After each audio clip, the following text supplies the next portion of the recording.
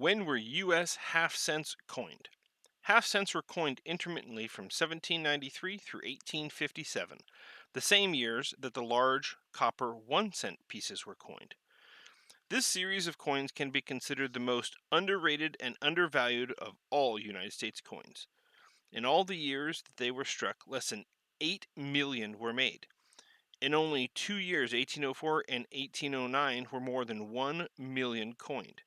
The half cent makes a wonderful companion piece for the 1 cent, since the designs of both are the same, and when a design change was made in one, it was also made in the other.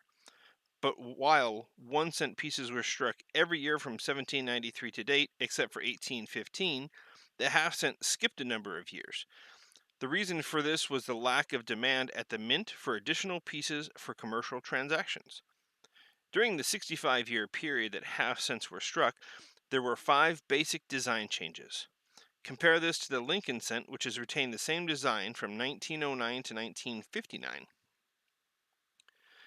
Type 1 was struck only in 1793 and showed Miss Liberty facing left. Type 2 the following year showed her facing right, and pieces of this type were struck in 1794, 1795, 1796, and 1797. For the next 2 years, no half cents were coined.